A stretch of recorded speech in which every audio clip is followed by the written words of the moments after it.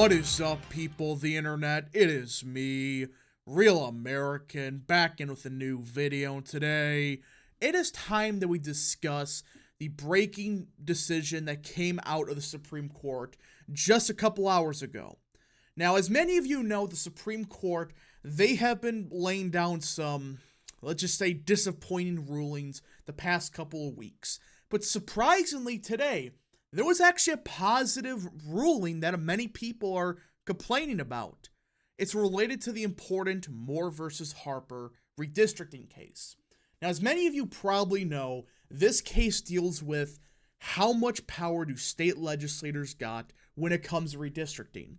And the Republicans were actually arguing from North Carolina that the state legislator has unlimited power when it comes to redistricting, when it comes to election laws, all of that. Well, the Supreme Court, they rejected that theory. And many people on the right were complaining about it. But I actually read the decision. And I gotta say, this decision was actually a positive development. Even the dissent, right, which was Thomas and Gorsuch's, I'm pretty sure Alito kind of just pretty much abstained. I don't know for certain, but even the dissent said, no, this theory is just crazy. They were going to dismiss it based on mootness and all that stuff. But when you read the decision, when you think about it for 5 minutes, this was actually a good ruling for conservatives and Republicans.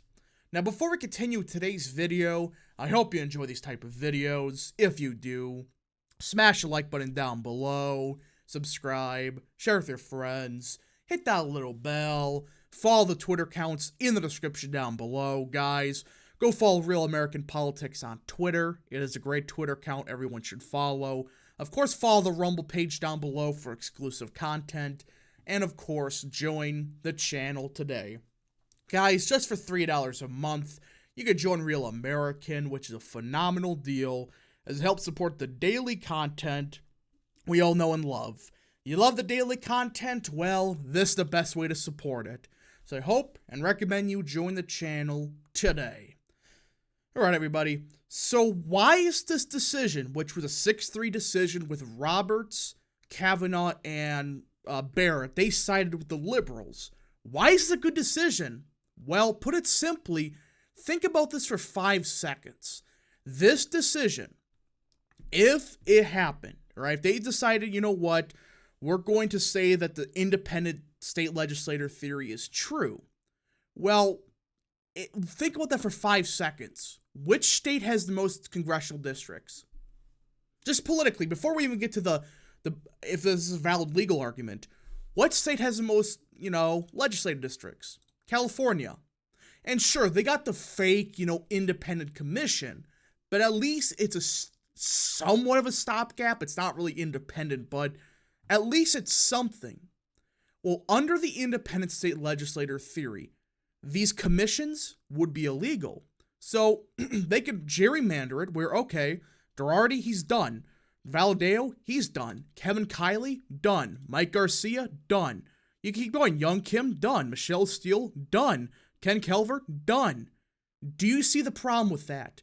Just in one state, right? If this law or this independent legislative theory was ruled constitutional, well, the Democrats, they can do this. Just in California, what do you think is going to happen in, let's say, New York, which already is a tough state already with the districts?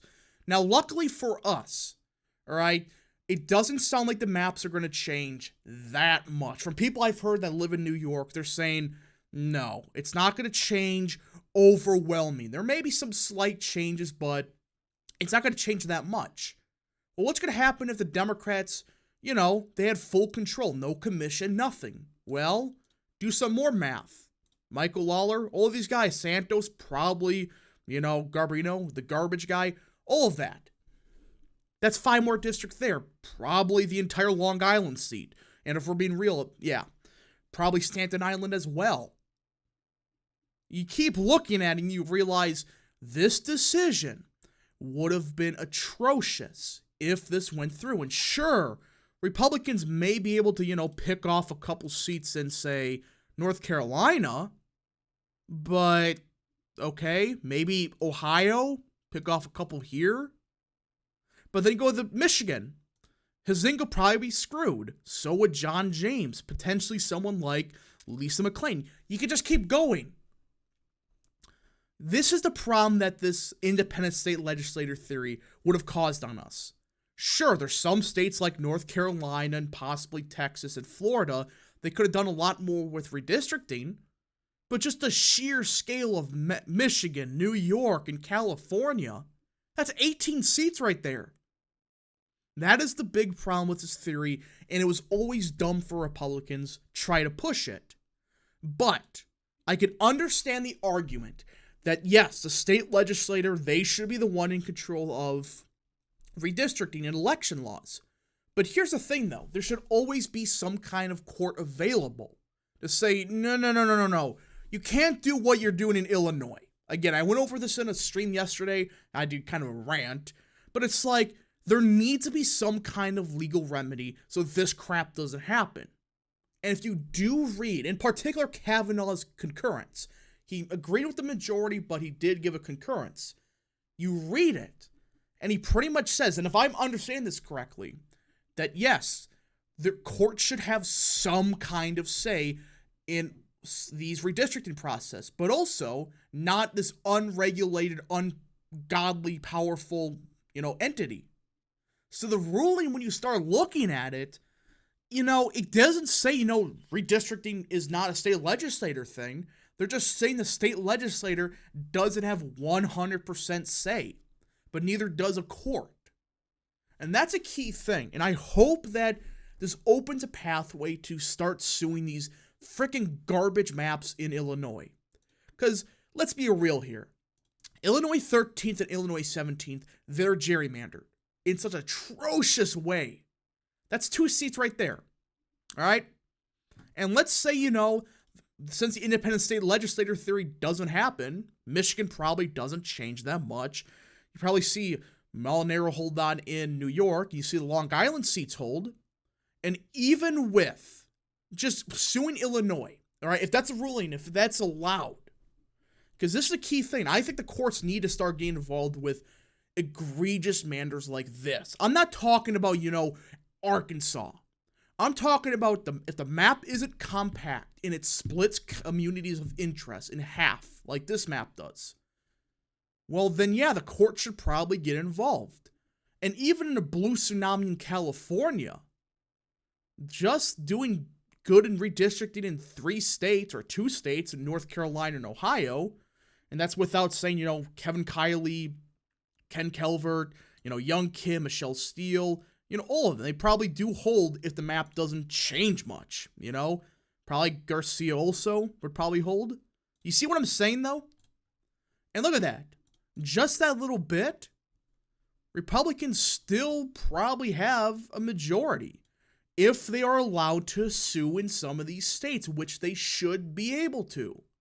And that's what the concurrence kind of says. If you read it, it does give that, vibe of, hey, the courts, they don't have unrestricted power, but they still sometimes are allowed to get involved. That's what the ruling says. Again, I may be misunderstanding it, but it's actually a positive what the majority we got, because it does, number one, doesn't give state legislators 100% power. Neither does it give the courts or these commissions. So hopefully, this opens a pathway for us to sue in Illinois, get the maps actually changed and not this crap. Well, it's potentially 2 seats right there.